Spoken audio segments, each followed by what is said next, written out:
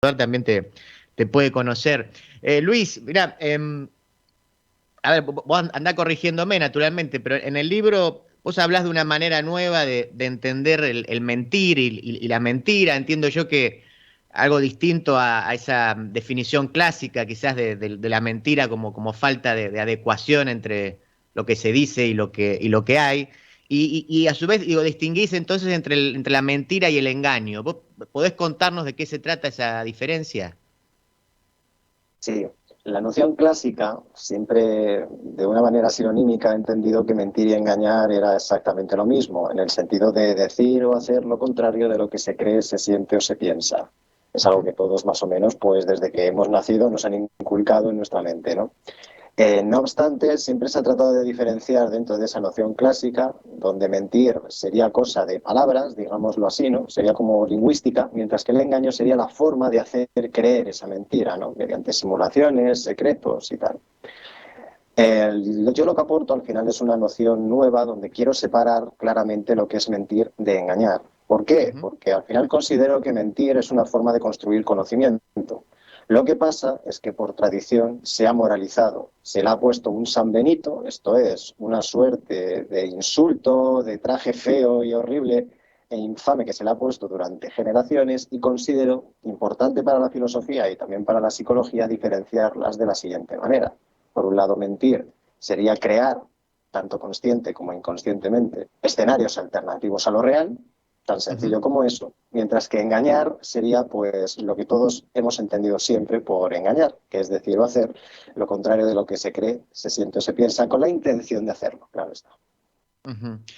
Luis, ya que estaba acordándome cuando repasaba las entrevistas que diste y el Sí, libro, digo, me acordaba, no sé, no me acuerdo ahora el título exacto de la película en inglés, pero acá se tradujo como la invención de la mentira o algo así, que está en Netflix, con sí, Ricky de Ricky Gervais. Gervais, sí, Exacto, exacto. Bueno, le cuento a la gente, igual es una película donde en realidad se habla de un mundo en el cual nadie miente, todos dicen la verdad, digo, la verdad es muy cruel. Me acuerdo la primera escena es una cita ciega donde Ricky Gervais va, toca la puerta de la chica que lo espera, la chica que lo espera abre la puerta y le dice algo así como, bueno, la verdad que pensaba tener sexo toda la noche con vos, pero ahora que te veo y sos tan feo, no lo voy a hacer, digamos. Entonces, bueno, y así a lo largo de la película, no les cuento más.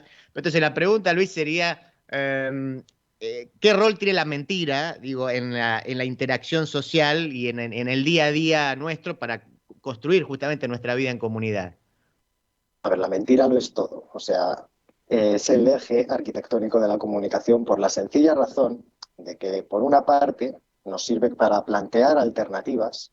Desde que nacemos, nuestro cerebro, tan pronto empieza a desarrollar su lenguaje, estamos ya preparados para negar lo que nos es dado, para plantear alternativas a lo real. De manera que la mentira es una forma, digamos, de desenvolvernos con el mundo. Entendemos que la vida tiene que ser así, que lo que sería real es aburrido, porque siempre podemos crear alternativas, podemos superar adversidades, podemos realizar lo irrealizable, ¿no? En definitiva. Luego, por otra parte, sin duda la mentira es una forma de supervivencia.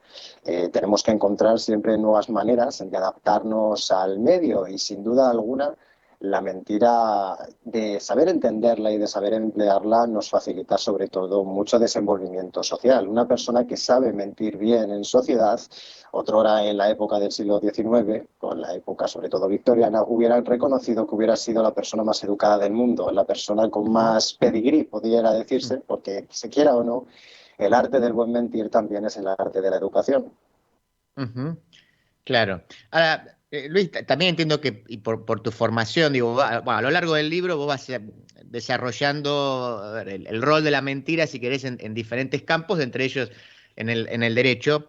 Y te iba a preguntar qué rol cumple la mentira ahí, porque, a ver, digo, si la ficción, y ahí también vos me vas a indicar cuál es tu posición, digo, pero si la ficción puede ser entendida como una mentira o como una forma de ella o como algo emparentado con la mentira, digo, el derecho está constituido, diría yo, por decenas de ficciones, empezando por el concepto mismo de persona, pero bueno, a partir de ahí podemos tirar de ese hilo. Entonces, ¿qué rol cumple ahí la mentira? Por una parte, a ver, es importante en materia de derecho por la razón, por una parte por la razón en la que señalas. El derecho está por completo repleta de ficciones.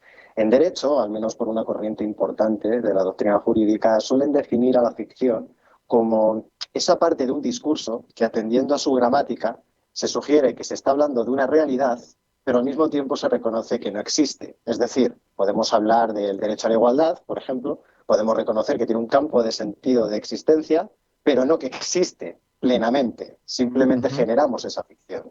Precisamente eso es lo que lo convierte en un subconjunto, en un subgrupo de la mentira, porque al final la mentira, lo importante de ello es que cuando nosotros estamos buscando soluciones a los problemas, cuando estamos incluso tratando de definir nuestra propia identidad y tratamos de ver si podemos realizar eso que creemos que podemos llegar a ser, estamos todo el rato con la esperanza de poder realizar eso, a lo que llamamos mentira.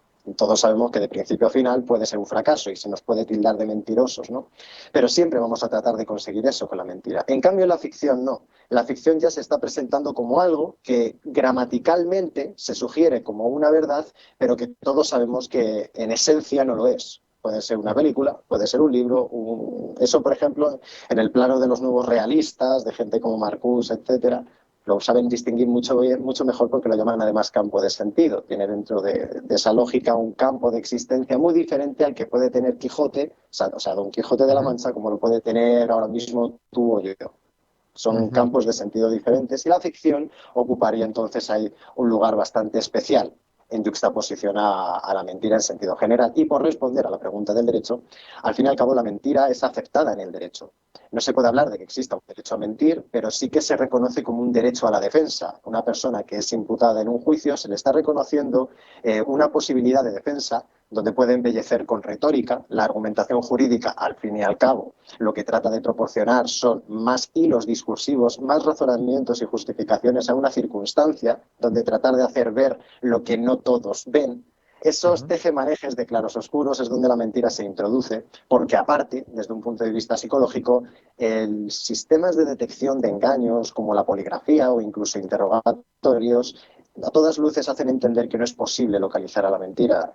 En definitiva, a diferencia de Pinocho, no tenemos una respuesta fisiológica que sí y solo sí aparece Claro. cuando mentimos o engañamos. Por lo tanto, el derecho está abierto a la mentira porque sabe de sobra que el mundo está abierto siempre a esas dos tesituras. Todo está abierto a un diálogo, a una dialéctica, donde sistemas anteriores con sistemas nuevos verbalizan una impostura, un conflicto y se tiene que tratar de resolver. Es evidente que esté abierto el derecho a la mentira. Estamos charlando con Luis García Chico, autor de Teoría de la Mentira, el libro que salió publicado en marzo de este año, así que está nuevito. Luis, te llevo ahora al terreno de la política, digamos que es algo Claro. que también vos trabajás. Eh, a ver, había como varias preguntas, y digo, uno escucha todo el tiempo políticos prometiendo la verdad, como si la verdad y las mentiras fueran aspectos a ser disputados políticamente o fueran como categorías que estuvieran incluidos en lo político y en la política. ¿Cuál es tu punto de vista? ¿Y te parece correcto hablar en esos términos también en la política o eso pertenece como a otro orden? Es necesario, en política, y creo que como todo en la vida, es necesario creer en algo. Es necesario tener unos fines concretos y perseguirlos más allá de que luego se demuestre que eran verdaderos o eran desilusorios, etc, etc. Es importante tener unos fines concretos. Lo importante de la política, más aún que la búsqueda de la verdad, es saber mentir. Y me explico. Como estoy señalando, al menos desde esta perspectiva, un buen político al final lo que debe de hacer es tratar de entender cuáles son los sesgos a medio y largo plazo que la sociedad va a necesitar que se cubran y mediante unas políticas pragmáticas, activas, tratar de satisfacer esos sesgos de manera que la sociedad, pues oye, pueda vivir en un entorno de ignorancia cómoda, de ignorancia bonita, sin tratar de preocuparse de si le están engañando o si le están mintiendo. Ahí estará la importancia del buen político de dirigir sus mentiras y sus engaños al bien común. Porque si un político destina toda su, digamos, su intervencionismo hacia sí mismo, le llamaremos corrupto. Si lo destina hacia los demás, le llamaremos sí, engañó, pero fue un bien común. El otro roba más, estos al menos hacen algo, ¿no? Y luego, en un último término, pues que si encima no se le llega a descubrir nunca el engaño o la mentira, pues estaremos hablando probablemente de un gran estadista. Y qué casualidad que en los últimos años, pues ya no hablamos de grandes estadísticas.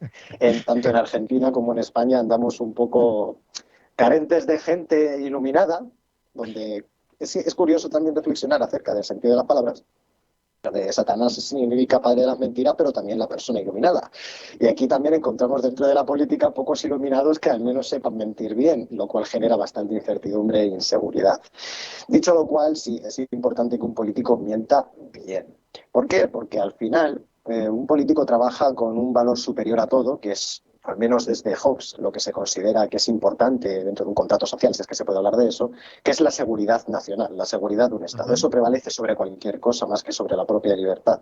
Una mentira bien pronunciada, bien dicha, es al final importante, porque eso de la verdad, pues poco más o menos que se queda como el reino de lo maravilloso, del reino del nirvana, si lo comparamos con cuestiones tan importantes como mantener la calma, mantener la paz y el orden público en una determinada población.